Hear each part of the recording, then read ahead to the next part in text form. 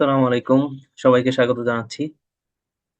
আজকে এমন একটি বিষয় নিয়ে কথা বলব, যেটি নিয়ে সম্প্রতি খুব বেশি আলোচনা হচ্ছে। আজকে কথা বলব মানকি পক্স নিয়ে। মানকি পক্স সম্প্রতি আফ্রিকার বিভিন্ন দেশে নতুন করে হানা দিয়েছে। ইতিমধ্যেই এই রোগটি নিয়ে অনেকেই চিন্তিত হয়ে পড়েছেন। অনেকে হয়তো এই রোগটি সম্পর্কে খুব বেশি কিছু জানেন না। তো আজকের এই ভিডিওর মাধ্যমে আমি আপনাদেরকে এই রোগটি সম্পর্কে একটি ভালো ধারণা দেওয়ার চেষ্টা করব।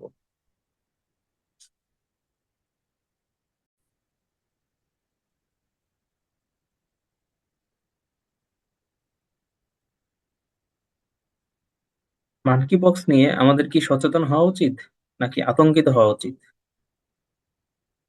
সেই বিষয় নিয়েই আজকে আমরা কথা বলব।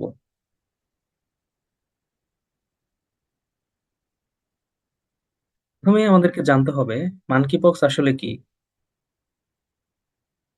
মানকিপক্স বা এমপক্স মূলত একটি ভাইরাল সংক্রমণ। মানুষসহ কিছু প্রাণীর মধ্যে এই ভাইরাসটি সংক্রমণ ঘটাতে পারে। এমপক্স একটি ডিএনএ ভাইরাস।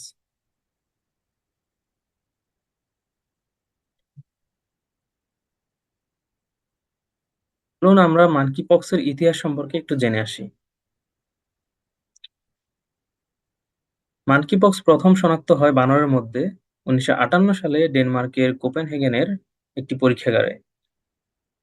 মানুষের মধ্যে মানকিপক্স প্রথম শনাক্ত হয় ১৯৭০ সালে গণতান্ত্রিক কঙ্গো প্রজাতন্ত্রে।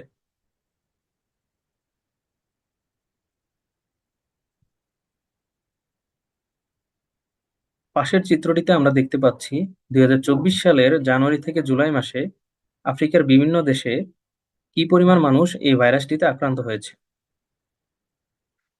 শুধুমাত্র গণতান্ত্রিক কঙ্গো প্রজাতন্ত্রে প্রায় ১০,০০০-এর উপর মানুষ এই ভাইরাসটিতে আক্রান্ত হয়েছেন।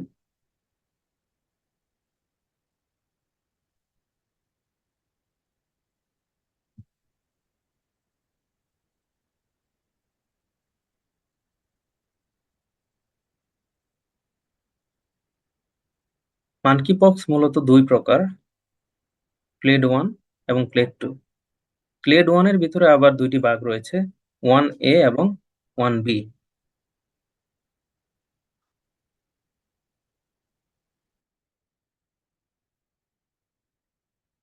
সেন্ট্রাল আফ্রিকাতে ক্লেড ১ এবং পশ্চিম আফ্রিকাতে ক্লেড ২ এর মাধ্যমে সংক্রমণ বেশি হয়ে থাকে।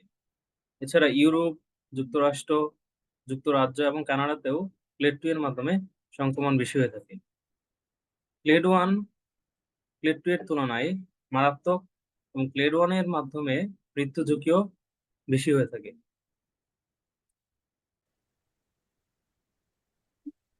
মানকিপক্স কিভাবে ছড়ায়? মানকিপক্স প্রাণী থেকে মানুষে এবং মানুষ থেকে মানুষে স্থানান্তরিত হয়। এমপক্স সংক্রমিত ব্যক্তির সঙ্গে যৌন সম্পর্ক, সরাসরি সংস্পর্শ কিংবা আক্রান্ত ব্যক্তির কাছাকাছি এসে কথা বলা বা শ্বাস নেওয়ার মতো ঘনিষ্ঠ যোগাযোগের মাধ্যমে এটি একজনের থেকে অন্যজনে ছড়িয়ে পড়ে। ভাইরাসটি ফাটা চামড়া, শ্বাসতন্ত্র বা চোখ, নাক বা মুখ দিয়ে শরীরে প্রবেশ করতে পারে।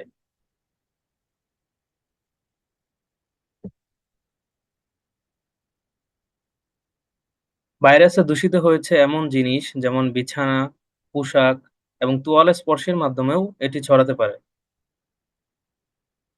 বানর, ইঁদুর এবং কাঠবিড়ালির মতো কোনো প্রাণী যদি এতে সংক্রমিত হয়, আর কেউ যদি ওই সংক্রমিত প্রাণীর সঙ্গে বেশি কাছাকাছি আসে, তবে তিনি এতে আক্রান্ত হতে পারেন।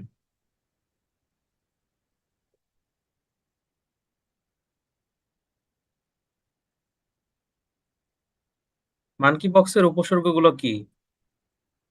প্রাথমিক লক্ষণগুলোর মধ্যে রয়েছে জ্বর, মাথা ব্যথা, লিম্ফ নোড ফুলে যাওয়া, পিঠে এবং পেশিতে ব্যথা, ফুসকুড়ি ওঠা ইত্যাদি।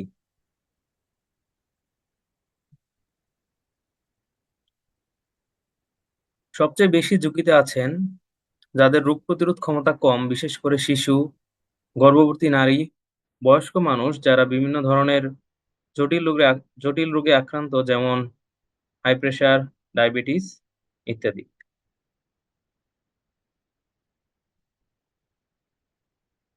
মাঙ্কিপক্সের মূলত তেমন চিকিৎসা নেই।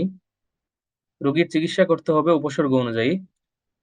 রোগীকে অবশ্যই আলাদা জায়গায় রেখে চিকিৎসা করতে হবে। রোগীকে মাস্ক পরিধান করতে হবে। সাবান এবং পানি দিয়ে হাত পরিষ্কার করতে হবে। রোগীর আশপাশে যারা থাকবেন তাদেরকেও মাস্ক পরিধান করতে হবে। সাবান এবং পানি দিয়ে হাত পরিষ্কার করতে হবে। রোগীর ইনফেকশন যদি মারাত্মক লেভেলের হয়, তাহলে অবশ্যই চিকিৎসকের পরামর্শ নিতে হবে। প্রয়োজনে হাসপাতালে ভর্তি হতে হবে। এমপক্সের চিকিৎসার ভিতরে অ্যান্টিভাইরাল একটি অপশন। এমপক্সের ভ্যাকসিন আছে, তবে সবার কাছে টিকা পৌঁছাবার জন্য পর্যাপ্ত তহবিল নেই। ইউরোপ, যুক্তরাষ্ট্র, যুক্তরাজ্য, কানাডার মতো দেশগুলোতে এভিএন বিএন নামে একটি ভ্যাকসিন অনুমোদিত আছে।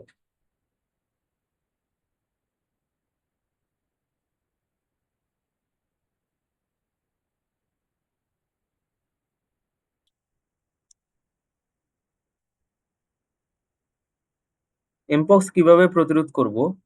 এর থেকে বাঁচতে এমপক্সে আক্রান্ত কারো সাথে ঘনিষ্ঠ যোগাযোগ এড়িয়ে চলতে হবে।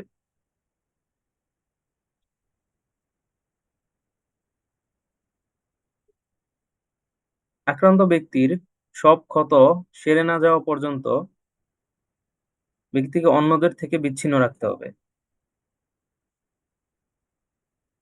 আক্রান্ত ব্যক্তি সুস্থ হওয়ার ১২ সপ্তাহ পর্যন্ত যৌন সম্পর্কের সময় সতর্কতা হিসেবে কন্ডম ব্যবহার করতে হবে।